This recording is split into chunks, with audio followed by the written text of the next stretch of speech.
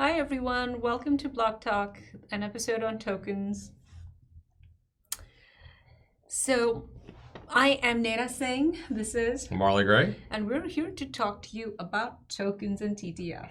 So, Marley, tell me, what are tokens really? Well, you already know what tokens are. They surround you all the time. You use them every day without really thinking about it. You have them in your wallet.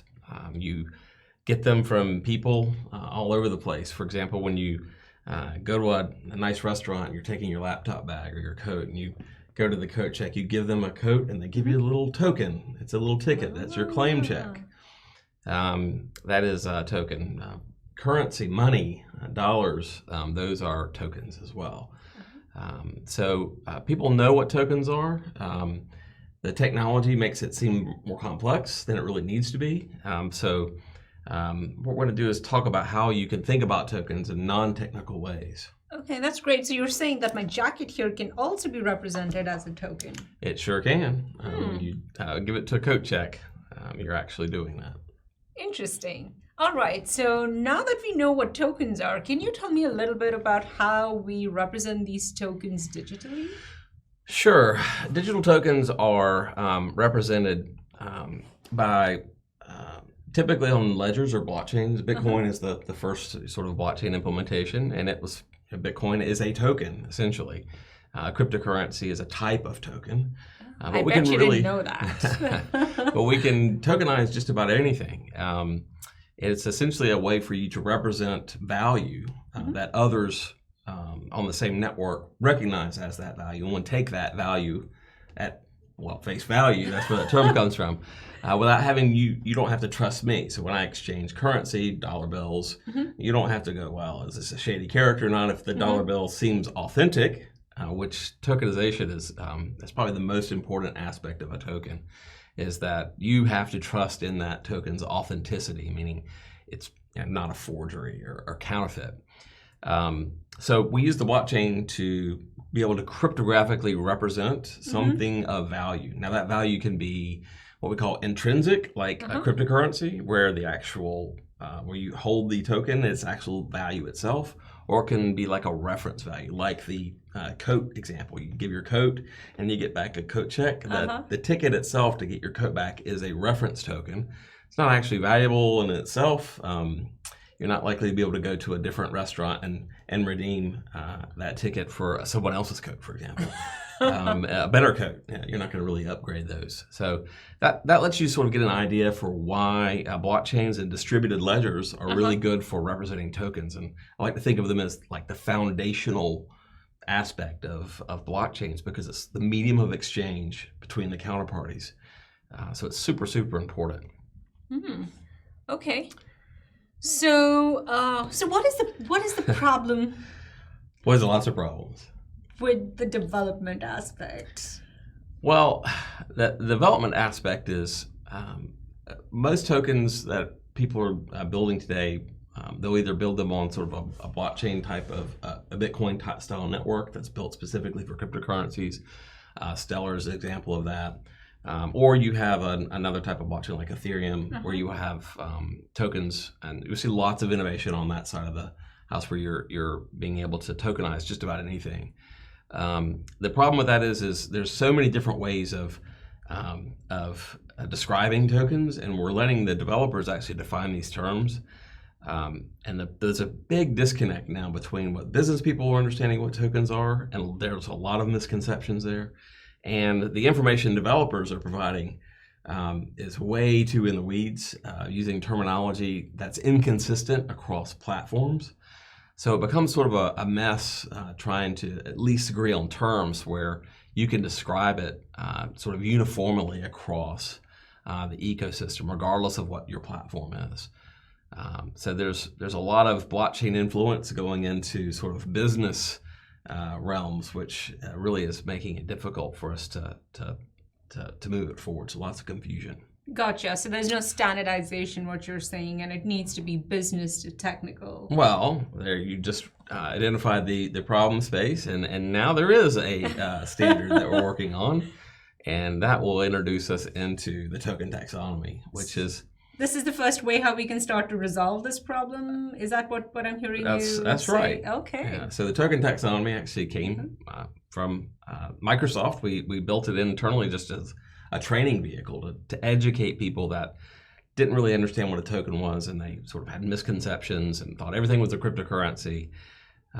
So we built the token taxonomy as a way for people to sort of break tokens down to understand them like they understand a coat check, or understand currency, or understand a mortgage, or understand owning or getting a receipt for purchase of some item, to have a proof of purchase. Those are all tokens that we use every day. And to be able to do that, people understand how those things behave. Like an airline ticket is a token. And people, and if you've traveled, you understand an airline ticket, you can't just, well, most airlines, you can't just get an airline ticket and go sit in first class unless your ticket is for a first class seat. I would like to do that. And I can also just give you my ticket and you go board the plane for me. It doesn't work that way. There's a whole bunch of rules that we all understand that can apply to tokens, and tokens can do those things too. It's just we don't describe it that way.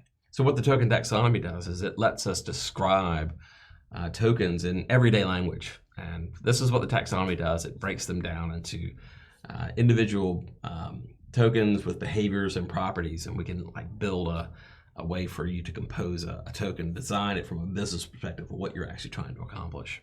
Got it. So tell me more about who is developing this token taxonomy? So the Token Taxonomy Initiative was formed in April of this year. It's comprised of all the major platforms, so the Ethereum, EEA, Ethereum Alliance, Enterprise Ethereum Alliance, Hyperledger and IBM, a digital asset, Corda or R3 and Corda, and we're adding more and more platforms, but also it's the business people, so the large banks, large consultancies as well, are all joining in to sort of come together to agree on this token taxonomy to define the token taxonomy framework, which is actually a way for you to build tokens and describe them in a standard way that's platform neutral. So it doesn't have that, remember I talked about how developers were like bleeding blockchain-y stuff up into the business realm. This sort of pushes that back down and says, you know what, we can articulate the concepts that you're trying to articulate in the business realm without putting in terms that people will find confusing. So the Token Taxonomy Initiative is the governing body. It's an open source community where we're building the Token Taxonomy framework that lets you build, as a business person, a regular person can go design a token from scratch or just learn about tokens in a common way. And it really lets us have a common set of terms and definitions to approach business people and even regulators to really accelerate the adoption of tokens as a medium of exchange between people and blockchains. Got it. So then what you're saying is TTI is coming together by the main blockchain protocols, not just the blockchain protocols, but the biggest industry players who are invested in the technology because they see a lot of promise in it. Yeah, that's a key point. This is very, very much industry driven. And the promise of being able to create industry-specific portions of the taxonomy that will allow us to start exchanging tokens not within just the same vertical industry, but across them, which is where the real value will reside. I see. So can you then tell us a little bit about how is it being done? What are the artifacts? What's the process? Yeah, so tokens, the way we think about them in every day, like airline tickets and coat check tickets and things like that, we can describe those things, or we can decompose them into smaller pieces. So we can describe the tokens into base foundational token types, and there's two. There's a fungible type and a non-fungible type. And a fungible type is like $1, where we'll freely exchange them back and forth and not worry about not having equal value. Whereas like the coat check ticket is what we call non-fungible. Whereas if I take the ticket and you have your ticket and I have my ticket and we exchange the tickets and you go get my coat, you might be disappointed in the coat that you receive because it's non-fungible, right? It's not going to have the same value as another coat check ticket. It looks exactly the same, has a different number. I think property titles are very similar to that. So for layman people like me, so fungible is interchangeable, if you will. The dollar I own or the dollar you own are the same, whereas the coat check ticket is not interchangeable because my coat could be very different, and I'm sure no guy wants to go home with a woman's coat, right? To take that example further. Got it. Yeah, okay. So you have that, and then you also have like what type of value we talked about, sort of intrinsic value, where the actual holding of the token itself is the value, like a cryptocurrency. And then there's a reference value, that's the coat example and the property title. So we have those types of things that we can define about the base token. And then really you differentiate from there using behaviors. So behaviors are like transferable and non-transferable. So like the airline ticket, for example, is non-transferable. You can't just give it to someone else. And it's also, usually they're non-refundable unless you actually purchase a non-refundable ticket. So we have all these types of behaviors that we can describe, and a lot of them are industry specific, like insurable, encumberable. I mean, there's all these vertical industry behaviors that will be defined that can then be plugged in because they're all decomposed, and you can compose them together to build custom tokens very easily. So I want to learn more about that, but just to make sure that I understand the importance of doing this as part of this initiative is that at the industry levels, not only will we describe what these tokens are and their business use cases is, but how these behaviors can be applied. Because I'm assuming that encumberable and insurable, all these behaviors not just apply to one or two verticals, but they probably have broader applicability. So it's more important to define that as a base, even though we may want to kind of, maybe tweak them a little bit, if you will. All right, yeah. So it lets us to do things like if I'm in one industry, and like I'm in the supply chain and I'm tokenizing a document like a bill of lading or an invoice, and I want to make sure that my bill of lading is insurable. Well, I don't know exactly what the insurance companies need to have in my token for it to be marked as insured. I'll let them define that behavior, and then I will just use it and apply it to my token. And what it lets me do is now my token is interoperable with the insurable behavior defined by the insurance specialists and contributed to the token taxonomy framework. So it really starts to allow that us to approach integration and interoperability from ground up. Got it. All right. So this is really fascinating. Can we talk a little bit more about what makes these tokens repeatable? What makes this implementation what makes this implementation simple? What makes it simple? So using the token taxonomy, because everything is decomposed, you have lots of building blocks. And you have a pie example I've heard you I do. use. That's I do have a cool. pie example, and this is sort of the pie example that we have. So if you look at the token taxonomy framework, it has all these piles of ingredients, and what you want to do is grab your ingredients and put them together into an ingredients list. We call that a formula, and we call it a template formula, where you'll each of the ingredients has a symbol and it's of a type, like a base type, a fungible or non-fungible. You can have hybrid tokens as well, but then you grab behaviors like transferable, mintable, burnable, encumberable, those types of behaviors, and add them in as ingredients.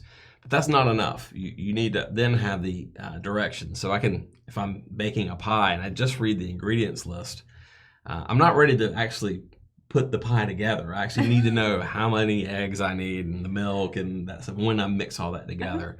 So that's what we call a template definition. Those two come together to create a specification or a full recipe for you to then bake that pie or create that token. Now that's done on the other side. The TTF doesn't do that for you, but it lets you, a developer, have a solid set of specifications to go write that token implementation for whatever platform they want to use, and then link the TTF specification to their implementation or to their source code. So it's really a good way for people to discover tokens as well from a developer standpoint. Oh, that's actually wonderful. I think we do have some additional sessions coming in that will talk about this not just the recipe that you described, but also the how, so the final baking, if you will, of the pie itself as well. That's right. There's some automation that you could do here. Yeah. So this has been fascinating. Marley, thank you so much for telling us what tokens are and making it so simple. I think the pie analogy is perfect. So folks, thank you for spending the last few minutes with us. If you want to learn more about us, do check out a few options that we have for you. Check out the tokentaxonomy.org, where we have a number of artifacts available. The documentation. There's videos and the videos. And Marley's also written a really great white paper that kind of makes these tokens really easy. Marley, do you want to give a small teaser to this as well? Oh yeah, it just goes into details and explains how you decompose the framework and describes each of the building blocks so that you can build pie recipes. Great. So folks, don't forget to check it out, tokentaxonomy.org, and the white paper at aka.ms/token whitepaper. Until next time, thank you so much for joining us. Thanks.